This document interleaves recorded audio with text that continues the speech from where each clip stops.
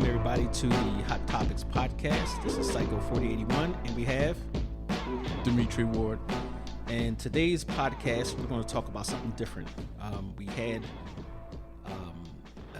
a topic here that kind of got on the list because I saw something on social media, and I thought it was an interesting question that someone posed, and I think it would have brought a lot of arguments and debates. And of course, on our podcast, that's what we're about. We're about bringing up the controversial things, and of course, we love debates. So let's start it with this. We have our question of the day, which is going to lead us into our discussion today. So we're going to start with this. We're going to start with this. All right. In society, everybody has a part to play. Everybody's job is important. But there's some jobs that people feel are overpaid or underpaid. So today's question of the day is, what jobs do you feel are overpaid or underpaid, and why? Leave your comments below. As always, follow, share, and check out the podcast at the website posted on the video. Okay, so the question of the day was, what jobs out there do you think are underpaid, and what jobs do you think are overpaid, and why? So the question I saw on social media, it was about what jobs were overpaid. And when I saw some of the results, I was like, oh, no, these jobs are underpaid. So I made it a question of the day so we can actually discuss that and see what's going on out here. So that's today's topic, and we want to start with you. How do you feel? What do you think? What do you think is a job that's overpaid? A job that's overpaid. Let's see. Now we talked about this earlier.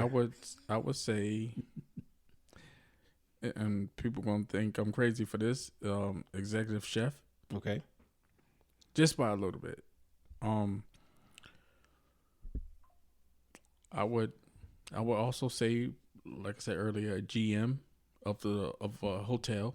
Okay. I feel like there's a lot more positions that should be getting that kind of pay far as towards what they're getting. Okay. Give me one more good one. I would say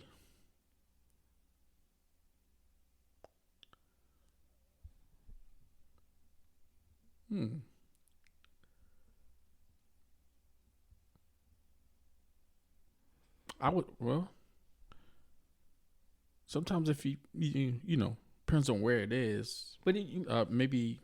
remember you said earlier, you said doctor, right? Yeah. Or you have okay. It was more of like it. I don't want to say they're underpaid either, but it could be they can be possibly overpaid. Okay, so going back to the executive chef, why do you say that they're overpaid? It's because of the work put in. They're more in control and managing than towards the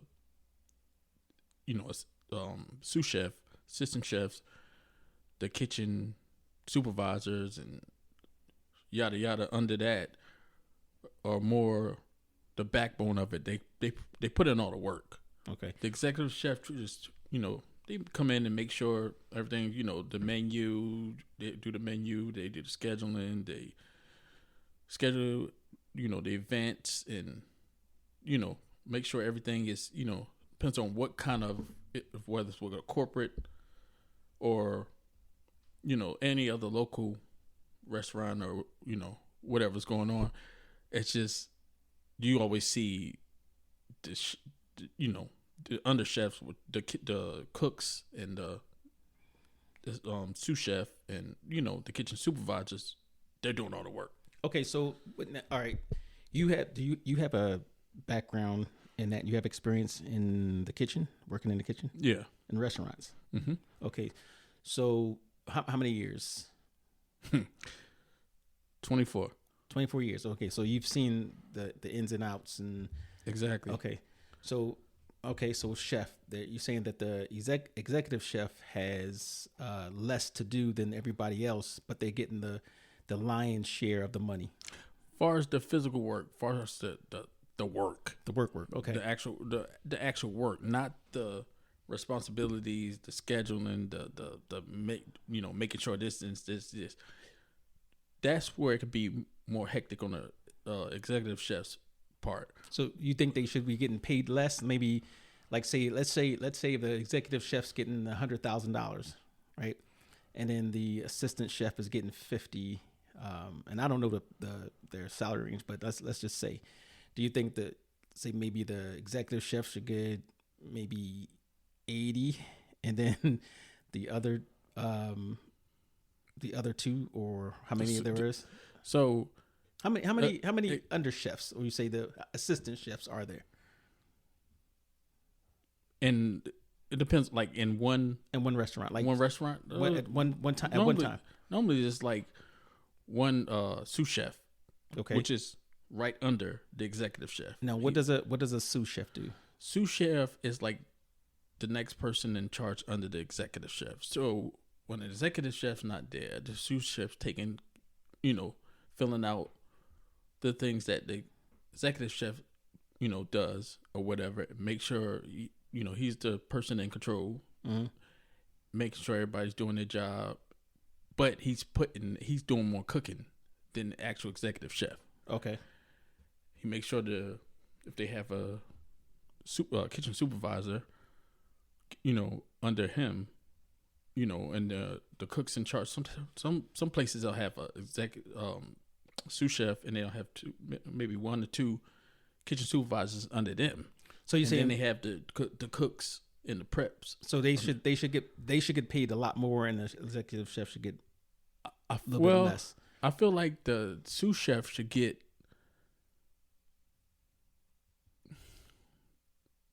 out of $100,000, and he gets 50. How much should, if you had $150,000 to divide between a executive chef and a sous chef, how would you split that up at a $150,000?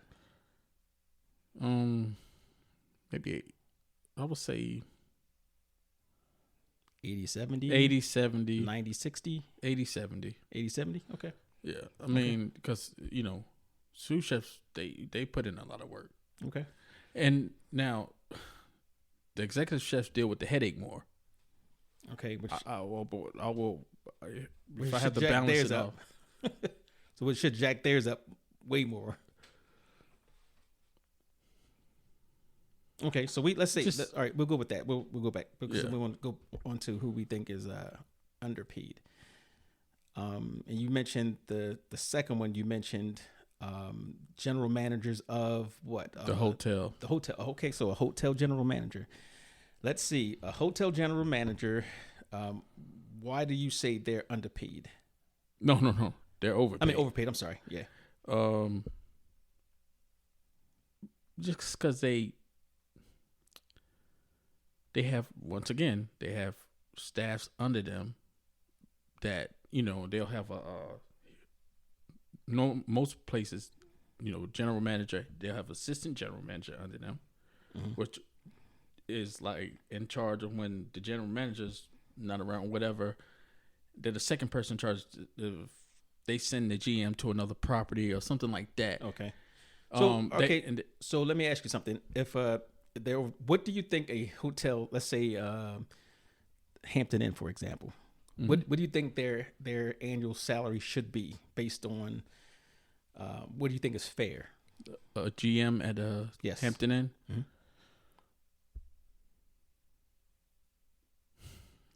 I'm going to say about 70,000. 70,000. Where though? Okay, so that makes a difference. Where 70,000 in, let's say, Mississippi is a lot of money versus 70,000 in New Jersey or Pennsylvania. Yeah. So let's say these guys make from 100,000 and up. Okay, so here are the numbers. The top earners, hotel general managers, the annual salary is 137,000, a little bit over 137,000. The average is $78,181. That's the average. Now the lowest percentile, the 25th percentile, is $61,600. So the average is 78,181. Now I guess that would account for the ones that's in Mississippi and New Jersey. Yeah, it's got to be. Okay. So now you said 70, right? So is that overpaid then? Because I'm sure the ones who are the top earners are like and I'm not even count Gordon Ramsay because I'm pretty sure, or the ones who are, executive chefs of those major famous restaurants. Oh, you're talking about chefs. Those are different. Yeah. Oh, I'm sorry. Faux pas. General managers. Okay. So general manager of, let's say, the the Waldorf Astoria, right? So I'm assuming they would probably be in the maybe 300-400s. I'm guessing. Yeah. Okay. So that means that they shouldn't. They're right on. You said 70. The average is 78. So okay. that's right on average. Okay. And then there was another one we saw. Oh, doctors. Doctors. Now that's going to be a hard one. I think that'll probably be the most polarizing one as far as if they're overpaid or underpaid. So let's see. Why do you say doctors are somewhat overpaid? Doctors I say they're overpaid somewhat because, well, no, I think I said they were underpaid. No, doctors. You said they were overpaid. Overpaid? Mm-hmm. Doctors, well. All right, so let's start up this way. What do you think a doctor, we're talking about a regular personal care physician, should make that's fair? A doctor. Yeah, because obviously when you talk about costs, that those costs go on to the patients because they got to talk about if you work for a hospital and the hospital has to pay your salary. Obviously, that means they have to recoup that money. So there's going the cost of service, the cost of drugs, all that.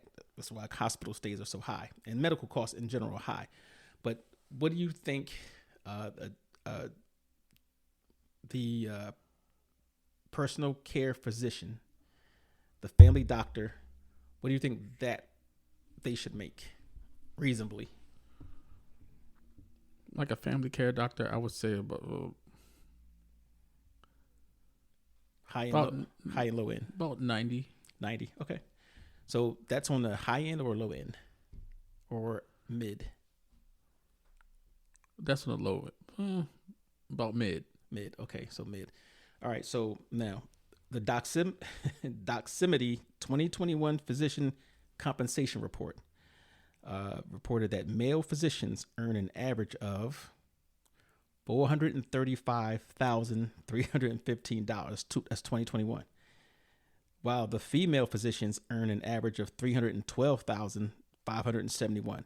And that's going to go into another topic that we're going to have later on down the line was should women and men get paid the same for doing the same job? So that was a topic that or question that came up from one of our viewers or listeners. Okay. I should say listeners. I always say viewers, right? So that's a big difference, by the way. That's almost $120,000 difference between a male physician and a female physician. Right. But anyway, it goes back. You said that mid should be 90, right? So this is the average, 435,000. Wow. All right. So now I'm gonna throw my hat in there. So doctors, I would say, even at 435,000, I would say that they are underpaid.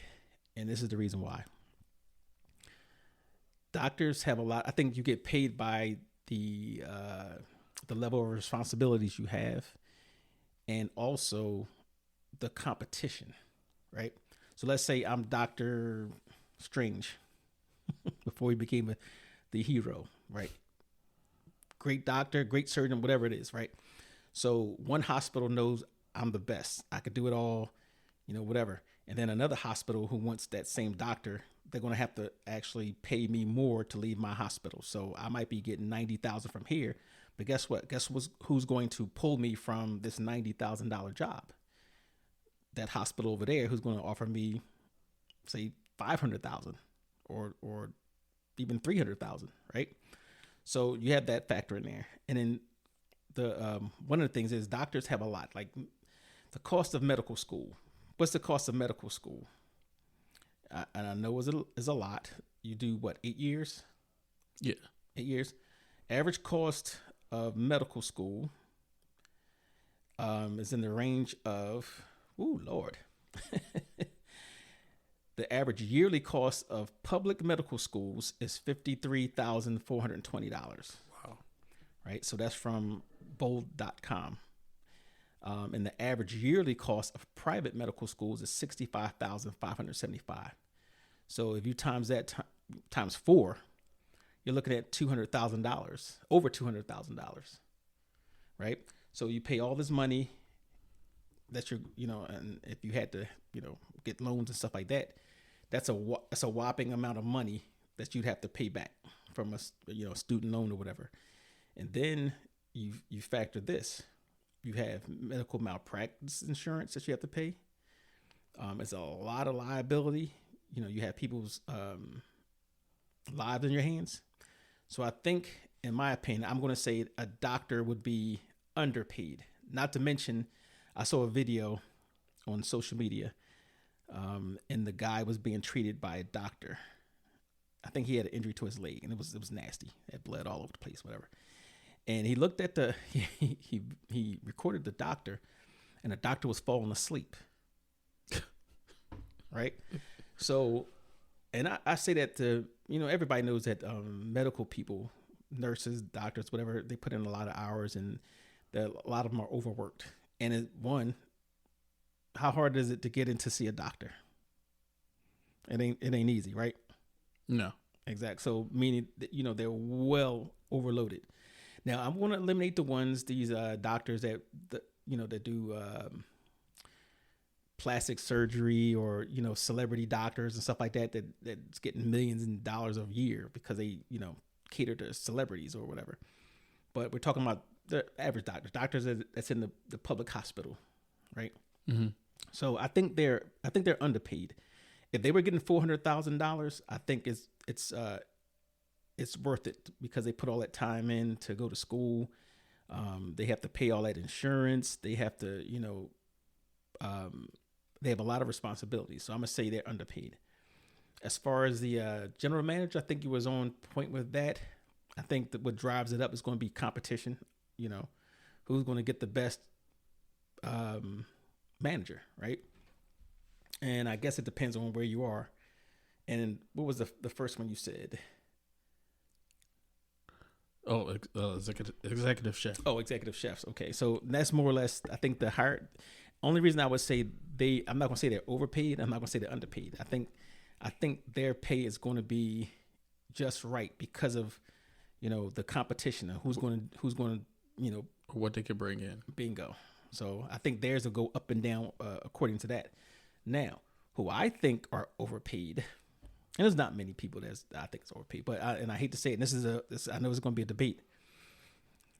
I don't think a sports star, a person who plays baseball. Let me pick on baseball because the argument could be made about football and their health.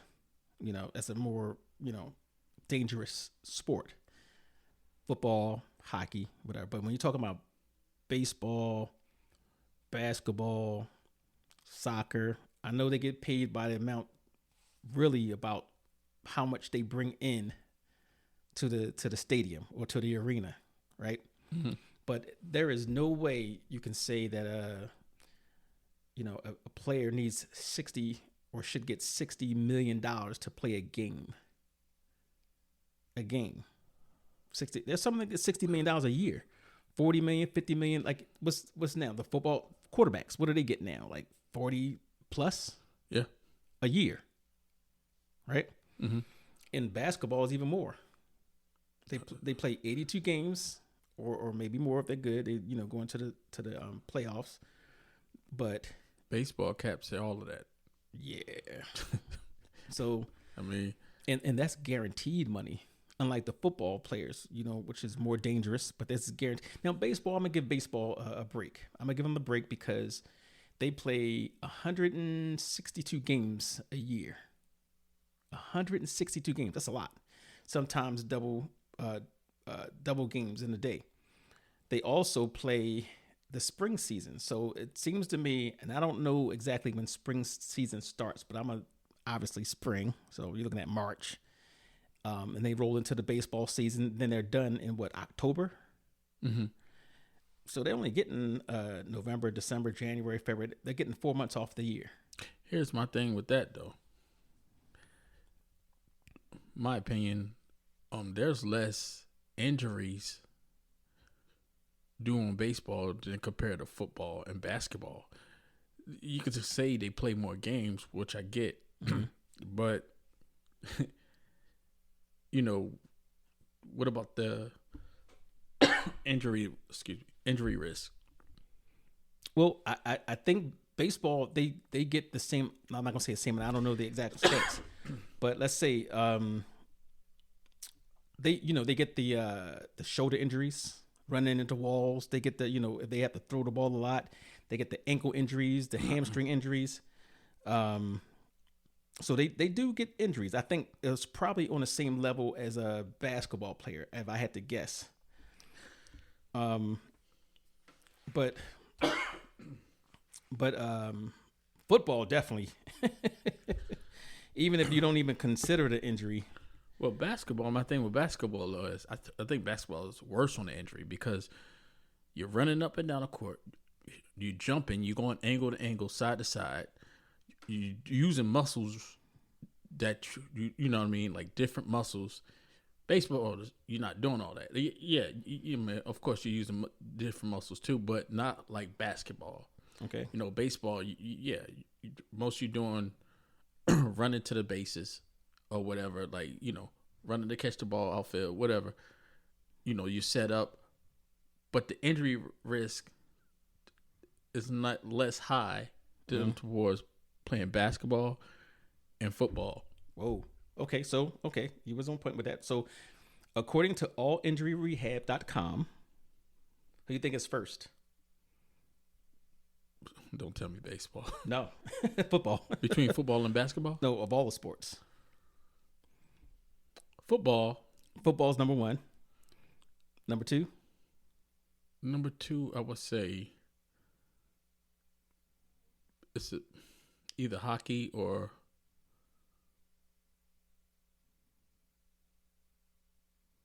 now I'm gonna take some of these out. Some of the things out. I know sometimes they classify things as a sport, but we're talking about the classic sports, the typical sports. So number two is basketball. Okay. I was going to say that, but and I would have thought that hockey was higher only because more physical. Well, I don't know. Basketball is hella physical. See, the thing about it, which I was trying to explain, is they are in hockey. They fight. They fight. Yeah, yeah. But basketball, you're doing a lot of jumping, right, side to side. If you side to side, you tweak more muscles, you're doing.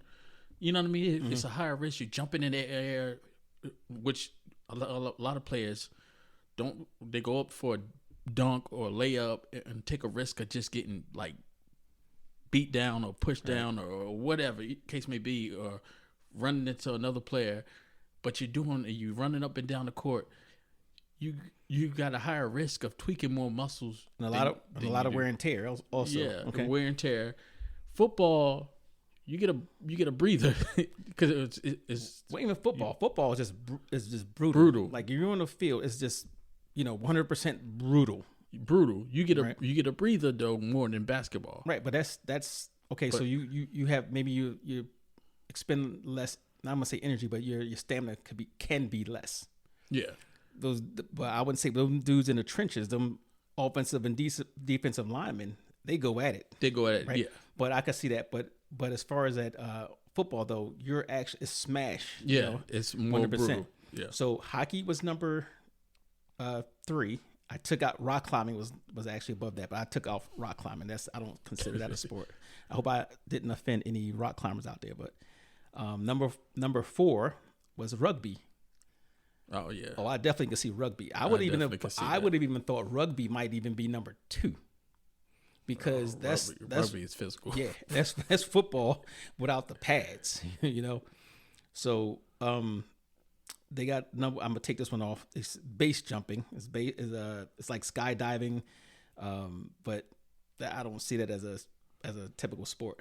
Now, after that is gymnastics.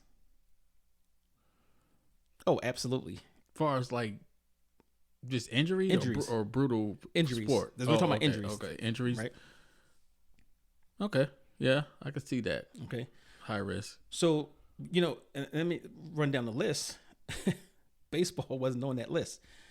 So, we was talking about how, players are overpaid. All right. And that's why I said baseball. Okay. So, all right. You win that argument. I'll give you that one.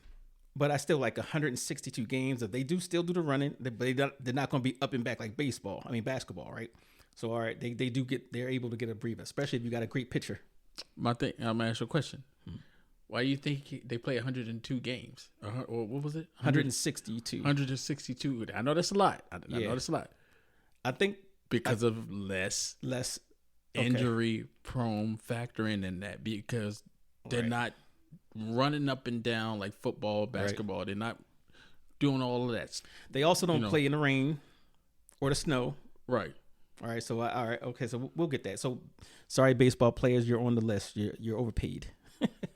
I said they were overpaid because I think this was way too much money to pay somebody to play a sport. That's just especially if it's not something that's detrimental to your health, inherently detrimental to your health, like football. Right. Football players, I think they should get more than what they actually get. Even the high paid players, quarterbacks get paid the most, but every play that they're on the field, somebody's basically trying to knock them out. Exactly. Oh, wait a minute. Boxers. Boxing is brutal. Boxing. All right. So I'm not including boxing as overpaid. I'm going to say they get paid fairly. If I had to point to one of them, I'm gonna say they would be underpaid, because that is a health hazard from ding ding ding ding ding ding, right? And people have died. And then I don't know if you ever seen a boxer who's been in the sport too long, or somebody who's been in way more than they should, and they get what they call punch drunk. Mm-hmm. Yeah, man, messed up Ali a little. Yeah, well, so I've seen that too. So okay, so that's mine. Baseball. When I'm saying sports players altogether, I'm not going to just single out baseball. I'm saying sports players altogether. They're way overpaid. Underpaid. Oh, now here's the list. Oh, let's go back to overpaid CEOs of major corporations. There is no reason in the world, and I don't care how hard the person worked at it, whatever, that's fine. There's a point where, you can, I believe, me personally, that you can have too much money, right? And let's go with Elon Musk or Jeff Bezos, right? No, I'm taking Jeff Bezos off that list because I likes my Amazon. So I'm gonna take them off. But like Elon Musk, or Warren Buffett, those guys, when you're in the $200 billion mark, or you're an oil magnate from Africa or Mexico, whatever, and you're making $200 billion, that's how much you're worth, and yet 50 to 60% of your population is poverty stricken. That's being overpaid. So I know with some countries, and this is what I heard, I didn't research this, but this is what I heard, that some countries have a law that the CEO or the top person can only make but so much more than the lowest paid player, the lowest paid worker. I think that's great, because what it does is, if I wanted to make $1 billion a year, guess what? I'm gonna work hard at it. And I'm gonna try to get this company to make all this much money because I want that money. But it also brings up the workers, Right. and I think you'll have more worker loyalty. It's just overall good for everybody. But you can't have a company that's where you're a CEO, not even an owner. Let's say a CEO, and you're making $800,000 a year, $900,000, $5 million a year, and then you talk about bonuses and stuff like that. When you have people in your own company that's on public assistance, Right. that's being overpaid. Now, underpaid. I'll start the underpaid off. All right. So this is an easy one for me, and I don't care what anybody says about this one, but teachers, they are to me the number one underpaid profession. I don't care if a teacher makes $130,000 a year, which I don't know if they do or not. I know some of them do when they get up there in a number of years, but there is no way that you could spend that much time in a year, that much time in a day, funding your things, stuff in your classroom out of your own pocket, right, and have to deal with the kids that we have today. I had the opportunity of substituting in class, and I had a easier time because my profession. But when you take a look, and I encourage any of the parents out there, go make a surprise visit to your kids' schools, and just say take a staff member and just stand in the hallway for 15, 20 minutes, walk through, take a 10-minute walk through with the staff person, and see what these teachers have to deal with. Unruly, disrespectful kids, crime, school shooters, unruly. That's a good point. Disorderly parents, and then you're putting your effort into trying to teach a kid a certain subject, and they're not paying attention. They're disrespectful, right? And when you talk about the expectations, we expect teachers to not only just teach our kids, we expect them to raise our kids. We want them to learn respect, all those things that you should be learning in your household. When those kids come to school, guess what? If they don't have that, the teacher has to somehow navigate that, whether they teach it or filter through some people. But that's what we expect the teacher to have to deal with. And gotcha. That is, what's the average teacher salary? You said, was it Wilmington? No, yeah. Wilmington? What was the average teacher salary? Or you said somebody you knew a teacher that had a... I know they were getting like $2,500 a month. A month. To me, that's ridiculous. And I know it goes by state because, obviously... Exactly. North Carolina is, is less expensive than, whatever. But let's say salary.com, they have teacher salaries, public school teachers, going from $41,000 to $85,000 per year, right? And I'm going to assume the $41,000 is in places like Mississippi and all that other little, places like that. But $85,000, I don't think that's enough to deal with what they have to deal with, and think about all the school events they have to deal with, right? They have to deal with we call the coach classes and all the extracurricular activities and trying to, get kids motivated. And some people say, well, that's their job. No, their job is to teach. And, they don't get the help. Oh, let me mention this last one when we go to teachers.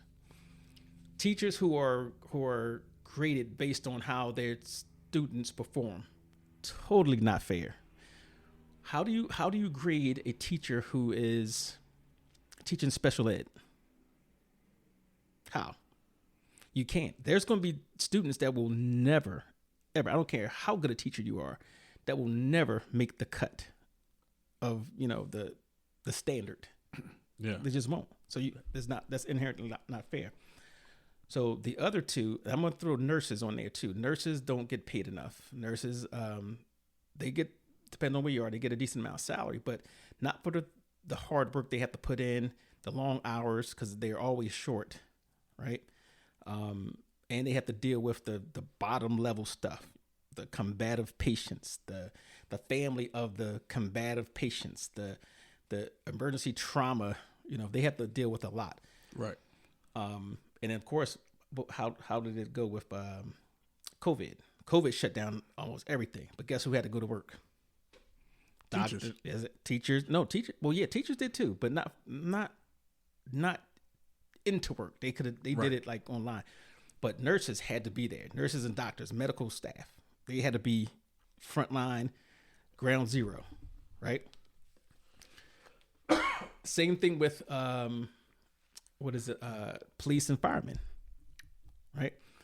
Now I'm gonna talk about the firemen first. So the firemen, you know, just fighting fires. If anybody can't say that that's not a dangerous job, or you know, you would take $50,000 to go in a burning building. No, fighting fires and responding to, you know, accidents and all types of stuff, that is, you know, should be draining. Firefighters do not get paid enough. You know, say, oh, okay, they get to stay at the office, they got to stay at the firehouse and do all fun things. But when it hits the fan, guess what's going to happen? Anytime you have like a major accident on the highway, chemical spills, a building collapse, like 9/11, right? Mm-hmm. Who's there? Fire department. Well, police too. So fire department, they're there. Any type of hazardous material thing that's going on, fire department's there. Fire department's there. Right? So obviously that's something that, just because of the risk of the job, they don't get paid. They're underpaid.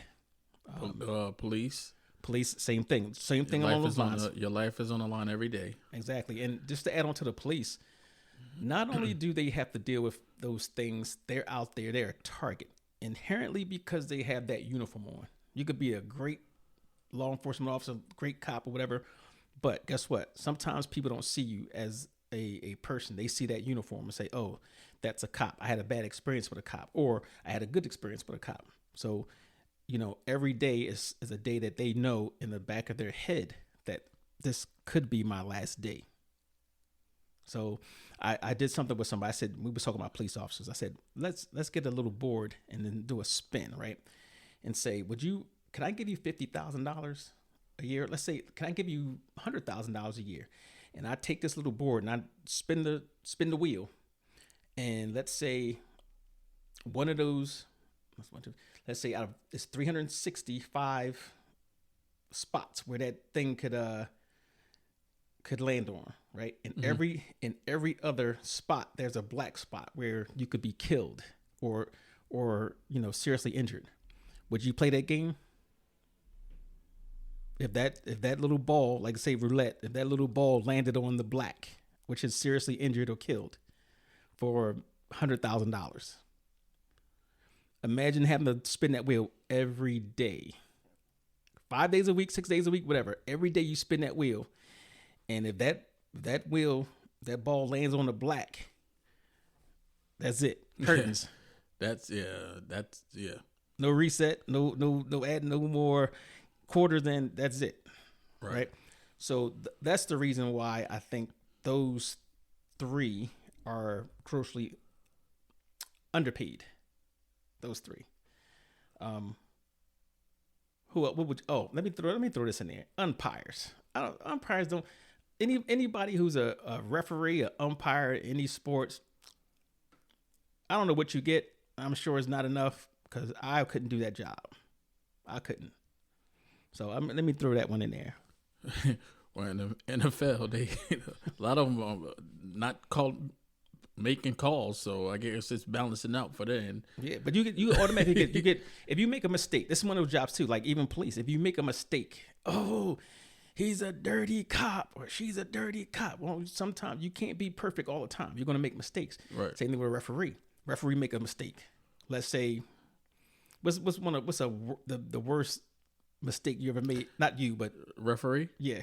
the New Orleans no call New Orleans Saints game against I forgot who they played. They didn't call the pass interference. Yes. Yeah. Was it the Rams? No, it wasn't. Yeah, it was the Rams. It was the Rams. Okay. It was the Rams, but that was big. It was. It changed the whole course of a team's season. Okay, so that call is going to live forever. they make mistakes, but that's why I say, just dealing with the crowd. You're never going to please everybody. Even if you have a call that could go either way, and I know, all right, as a Steelers fan, we're going to talk about the catch, right? When I thought it was, most of the world thought it was a touchdown pass against the Patriots, and they called when they threw it to the tight end, and then they called it a no catch. Those are the type of things that I don't care, if you're right or wrong. The ref is going to hear it. The guys in the stripes are going to hear it. So, yeah, I would say that's a underpaid job. What are some other ones you had? Well, how much do refs? What's their annual? I think it depends on what level. Let's say let's look at average NFL referee salary, and this is let me see what year. This is from Technopedia.com, right? It said the average NFL referee salary is $205,000, and there are 17 rounds per regular season. That means on average, refs are earning about $12,000 per game. I take that back. That's why that's $12,000 a game. That's why I was asking you to. That's exactly why I was asking you. Well, I'm going to take NFL referee. Well, all right. Let's see what they do for $12,000 a game. All right, so you're going to get, I'm sure, depending on the game and all types of. I'm sure they've gotten death threats. They've gotten pelted with snowballs and all types of stuff and booed. That okay? I can do $12,000 a game. I'll take that. You can even throw a few bottles and cans at me. I'll take that. So, all right, with the $12,000 a game, that's a lot. That's a lot. Yeah. That's why. This is why I said to miss calls like this, the way they do. Well, I think the NFL could probably remedy that by using more technology or just adding a few extra officiating personnel on the field. How many do they have per game? It's like what? How many officials they got out there? I know it's at least. Let me see. You got four, right? You got the line judge. You got the referee. Yeah. You got the back judge. I think it's at least four. At least four. But you got they get knocked down by these big huge football players and run into, and they got to deal with the elements, like when they had those 20-degree below zero football games, the referees got to be out there too. Exactly. So they're not out there with coats either. Yeah. I'm gonna well, I mean, that's still a lot. Still $12,000. Yeah. Yeah, you're not shaving off $12,000. Oh, okay. So you know what? With that said, even more for football players. All right. So I'm taking football players a little bit down the list. Oh, I didn't say the NFL players were overpaid, right? I said they were not. I said the rest of them were. So NFL players, they have to play in those conditions. It's not like you can say, well, it's cold or rainy or whatever. We're going to delay the game, right? They got to play in that. I remember the game where it was a Philadelphia game, and Shady McCoy was going crazy, but it was so snowy and fall. You couldn't even see maybe 3 or 4 feet in front of you, right? But they had to play the game, right? When they had the huge snow coming down, they had to play the game. Wind, rain, 20 degrees below zero, 30 degrees below zero, whatever, they still play that game, right? So I want to say on the scale of sports players, football is is the least overpaid if they are at all. And I'm not saying that they are, but I'm saying they're the least. Oh, they're definitely the least Yeah. because you got to think about this. Basketball ain't playing in the snow. Right. Basketball games ain't playing in the rain. Right. They can easily try to do like an outdoor thing.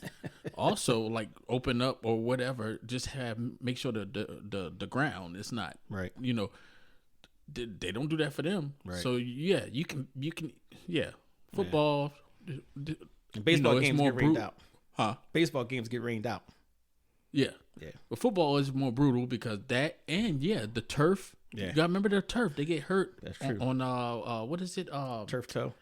Yeah, turf toe, but the turf situations was on grass. It can damage them. That's why they get more torn ACLs and things like that. Might get more torn Achilles because of just what you're playing on, and then the weather situations. They play in monsoon sometimes. They won't even stop the game. Yeah. Only time I think they'll stop the game is when there's lightning. If lightning happens, they'll stop the game. Yeah. Yeah. But I mean, you out there in the cold weather. Them players ain't got coats on, running with them coats. Yeah. I'm just imagining having to play as a football player, right? In February. No, let's say December, because February is usually the playoff, Super Bowl, whatever. But playing in Chicago, Green Bay, Chicago, Kansas City get right? cold. Kansas City, exactly. Cincinnati. I remember back in this was in the 80s when the San Diego Chargers came to Cincinnati, and this was I think this might have been the AFC Championship or something along those lines. Mm-hmm. And of course, San Diego was probably got the best weather anywhere in the United States, but they came, and I know Dan Fouts, I felt bad for him because this was one of the coldest days I ever remember, and they had to play that game, and I remember they was talking about that. But yeah, I don't think I could do it. I'm not built for that. I went to one NFL football game, and it was in October, and I was freezing. I said, you know what? I'm not built for this. I'd rather sit in a nice, comfortable house, a chair, whatever, and watch it on the TV. So kudos to the people who go out there and, and do that. But yeah, this is why football is listed number 1, and then basketball's number 2. And I say basketball, like I said, basketball number 2 is just because of the angle, the tweak. You tweak certain muscles, a lot of muscles, because you're jumping, you're leaping, your elbows going back and forth, side to side, you're shifting, you're running up and down the court. Like you're doing a lot of running, and people don't realize that. They think, oh, basketball indoor, you have basic run up and down. No. Like NBA is now back in the Michael Jordan days and earlier NBA times or whatever. It was definitely more the hand checking and all of that stuff. It was more you get beat up and stuff. So it was back then. I would definitely say basketball's up there. Yeah, especially going through Detroit. yeah, going through Detroit, it's just that era is more like physical. Right. All right. So here's a list of the most dangerous jobs and their salaries. So you have, this is by ISHN. They obviously they deal with safety and stuff like that. So number 1, logging workers. They have a fatal injury rate of 111 per 100,000 workers. Total deaths 56. That was back in 2018. Whoa. So they get a salary of $41,000, a little bit over $41,000. So is that worth it? No. Aircraft pilots and flight engineers, which is kind of strange because you don't hear too many injuries for a pilot. I mean, when they crash, but that don't happen that often. But theirs is 53 per 100,000 workers. Total deaths 70. That's in 2018. Their salaries is 121,000, a little bit over. So that based off plane crashes. I don't know what they're basing it off of, but because that's a lot of plane crashes that I didn't know about. Maybe I don't know I don't know how they would otherwise be injured. So I don't know. Yeah, that's crazy. All right. Derrick operators in oil, gas, and mining. All right. Okay. Yeah. I can see that. It's 46 per 100,000 workers. That's the fatal injury rate, and with total deaths of 20, and their salary is $51,390. So I always thought they got paid a lot more than that, though. But yeah, roofers. Not surprised. All right, roofers, 41 per 100,000 workers, 96 deaths in 2018. The average salary is $42,000. So, whenever you see a roofer, what do you notice? Like when you actually see them I don't see none of them with anything that would keep them from falling off the roof except experience. Yeah, yeah. So I'm gonna assume that's what it is, and then of course climbing up ladders falling, and all that type of stuff. Okay, garbage collectors. I would never have guessed that would be on there, but it says 34 per 100,000 workers. Total deaths 37 in 2018. They make about $42,000. So let's see.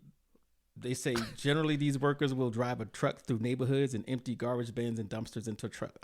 We already know they do that, right? And the bins are loaded by hand, I guess, while trucks have mechanical lifters. So I'm guessing where the injury may come in is maybe getting struck by a garbage truck or other vehicle because they're out in the traffic, impatient drivers, or maybe their hand gets stuck somewhere. I don't know. Or maybe I'm guessing just falling off the truck because you know how most of them hang on the truck. Yes. I'm guessing a lot of them weren't balanced enough and got injuries. But they're not. When they hang it on the back of that truck, they're not going fast. They're not. So it's on the list. Well, and it said fatal. Yeah. Okay. Iron workers, number 6, 29 fatal injury per 100,000. Total deaths of 15, and the salary is $53,650. So their most common fatal accidents are falls, slips, and trips. Okay, I can see that. And they're working with, things that aren't bending, right? Number 7, delivery drivers. Sorry. Fatal injury rate 27 per 100,000. They had 966 in 2018. Their average salary was $29,610. Most common fatal accidents, transportation incidents. So delivery drivers get into accidents. I can see that. I can see why they're up there. They're always driving and probably trying to get to their spot pretty fast. How many deaths they said? 966. Wow. And they don't even have to cause the accident. So you figure just inherently, if you're a person who drives, I think just being in traffic, you would. Yeah, well, I could see it because sometimes pizza deliveries get overpowered. The Super Bowl, a driver out on the Super Bowl is accidental as can happen. So or any kind of what is it? Instacart. Driver. Yeah. You got to include Uber all Eats. of that. Yeah. So you know what? It's not on here, but on this top 10. But guess what? I'm gonna throw in there was top 12. But I'm gonna say, and I'm surprised I don't see those on the list. But I'm gonna say taxi drivers. So I'm gonna add that in there to that thing. Yeah, you might as well add that in there if you say it's the same thing almost. What number was that? That was what, 6 or 7? 7. Okay, so we have farmers. I could see that with the equipment. Animals, okay, and equipment. So there's this transportation being on the road, and I could even see them getting chopped up with one of them those big machines that turn up the corn stalks or whatever. Mm-hmm. So or standing behind a horse getting kicked. Yeah. Oh, yeah. Some of the farmers aren't experienced. Mm-hmm. All of them aren't experienced like that. 71,000 is their average salary, whatever. 257 deaths in 2018. Ooh. Yeah. Wow. Now, this is surprising, too, because it says firefighting supervisors, not just fire, but the supervisors, right?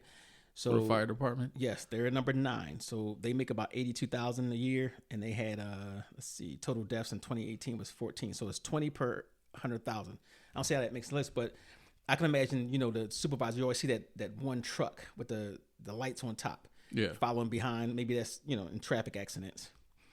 Power lineman comes in at number 10, which I would expect that would be a lot more higher. Higher, yeah. Right? So they had 29 thefts in 2018. They make about $71,000. And of course, their most fatal accidents come to exposure to harmful substances or environments. Rain, thunder, lightning, power lines that'll liquefy somebody or polarize somebody. They come in those high lines. So I can see that's on there. Agricultural workers, crops and livestock. Okay, I can see that. They don't make a lot of money too, so that's $25,000 a year, but they have 20 fatal injuries per 100,000 workers. So I guess working with livestock will do it. Crossing guards. Oh, I definitely. You know what?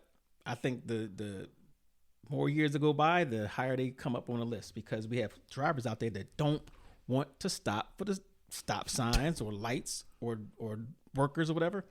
But they had 14 deaths in 2018, and their injury rate is 19. Fatal injury, not injury, a fatal injury, 19 per 100,000. Obviously, their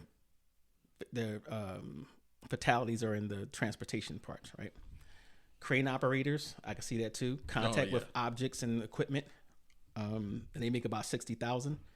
Number 15, construction helpers, I can see that. Falls, slips, trips. Landscaping supervisors, that I can't see. Let's see. Falls, slips, and trips. Okay, 52,000 a year. 18 fatal injury rates, 18 per 100,000, and they had 48 deaths in 2018. Highway maintenance workers. Oh, I definitely can see that. We go back to Maryland had I don't know if it was a year or two ago, where they had these two cars speeding up and down the Beltway, and then one of them took out a whole group of highway workers. Wow. Yeah, it was bad. So I can see that. Cement masons. There's this again, falls, slips, and trips. I think they should put that in with the regular construction people too. Small engine mechanics, that I can see. I can see that. Small engine mechanics? Yeah, with working on engines and with that the oils and the flammable stuff. And so funny, there's I shouldn't laugh, but there's their most fatal accidents have been transportation, I guess, with the cars, violence, and other injuries by persons or animals. I guess they didn't fix the cars correctly, or they might have a dispute. Next thing you know, somebody want to take it out on a mechanic. Okay, that's the first one I saw in here that said violence. Wow. And then supervisor of mechanics. Okay, well, we didn't get any resolution with the mechanic, so we're going to go with the supervisor. So same thing. Violence was their most common fatal. I don't say accidents, but that's their most fatal thing. Heavy vehicle mechanics. Same thing. This with heavy equipment. And then I'm going to go with the last one. Last two, ground maintenance workers. I can see them with, trimming tree. I don't know why they would have the deaths though. Let's see. 225 deaths in 2018. 14 per 100,000 workers, $30,000 of work. And I'm going to add maintenance workers on there because they all the same. Construction workers, mining machine operators. And then, of course, on the list is police officers. Police officers come in at number 22. 14 per 100,000 workers, and 108 total deaths in 2018. Salary of $67,600. Most common fatal accidents, and they keep saying accidents, but violence and injuries by persons, other persons, or animals. And I guarantee you can add cars, like traffic accidents. Oh, okay. So I could see that. So, even like high speed chases. Yeah, exactly. You following one guy, chasing one guy down, and then he take you through hell. Yeah, damn near kill yourself. So obviously those jobs I would say might be underpaid. If you have none of those jobs actually paid a lot of money. When you're talking about the average, none of them paid a lot of money. Right. But they had the most fatal or most dangerous jobs. So there's our list of underpaid occupations. What about? I'm shocked they didn't have this in there. I know this might sound a little crazy, but what about security? Security guards? Well, you know, you got the clubs. You put bouncers. yourself on Okay. bouncers. Some of them Right. can't hold up to certain people in the clubs. Right. You know what I mean? One guy might be way bigger and take out two bounce. You know, it's high risk of injury and things happening in that too. I can see that. So I would. Or even just security. Like, if you think about it, a place like Walmart or Home Depot or some place like that, their security people might be a lot of old guys in their 80s. I've seen this in Wilmington, where they, you know, but you they know go through Securitas. The hotel go through Securitas and bring in these 70-year-old men. You know, just walking around. You know what I mean? Because you have less risk. But a lot of times they're not gonna physically engage in anything with those people. They usually will call in somebody else. Even with the security in some of the malls, not the malls, but the like the Walmarts and all that type of stuff. They're not gonna fully engage people. And a lot of those places hire off-duty police officers to do that part. Right. So, okay, because that makes sense. Because I will see a lot of Grady's from Sanford and Son at the hotel hiring them. I'm like, that security? Like what's his name? Otis for Martin. Yeah. What is he gonna do?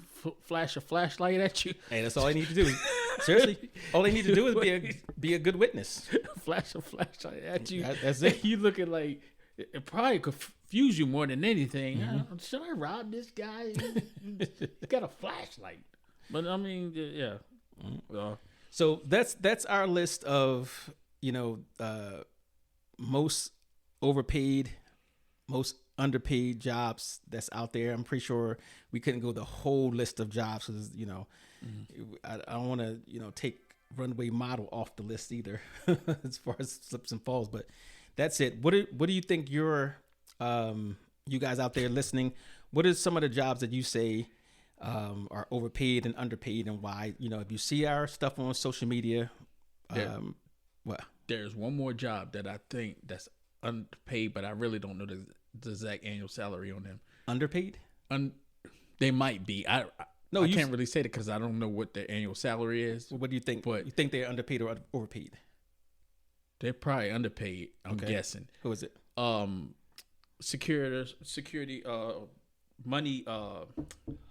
Money truck. Oh, like Brinks and all. Armor truck. Armor truck. Okay. I doubt they're making that much money, and they are because that's always targeted for robbery. Mm-hmm. You know what I mean? Like, so this is just in Baltimore. Let's say the national average they make is $51,000 a year. So okay, that's not too bad. It's not too bad. I thought it was way under that. So with that said, I saw a video where they were going to, I guess, either take money or put money in the ATM machine. I say ATM machine in the ATM, and some dude jumped out on him. Next thing you know, he wanted to go for his gun, take the armored truck driver's gun, and took the gun, belt, the pants, the whole nine. Left him there basically with no pants on. So I shouldn't laugh at that, but yeah, that's I can see that. But they're armed, but I can see that being a dangerous. I don't say it's overpaid or underpaid. I think it's real dangerous because any kind of criminal, any kind of criminal mind, once they see that truck, they know what that truck is. Right, that's true. Everybody knows what that truck is. That's the money truck. So it's like it's targeted no matter what. Even if it's not targeted, people out there are looking like, oh, money truck. They're either delivering, I mean? Like they were delivering money or they're picking up money. Either way, they should have some money. Exactly. I got you. So, okay, so that's our list. You guys, if you catch our real Hot Topics podcast, HOTTOPIX podcast, and you check our reel or wherever it is, the question of the day is, what jobs do you think is overpaid and underpaid? Let us know, or you can call 443-860. Was it 860-2716? That's if you have WhatsApp, you can leave your message or a voice note on WhatsApp, or you can call that number and leave a voicemail. So looking forward to hearing your responses. I think there will be, something that's good to debate. Yeah. And check us out at www.hottopicspodcast.com. And once you go there, you can actually select your favorite podcast platform, anywhere from Spreaker to Apple Podcasts, Spotify, Amazon Music, the whole nine. So check us out and subscribe if you can. Thanks for listening.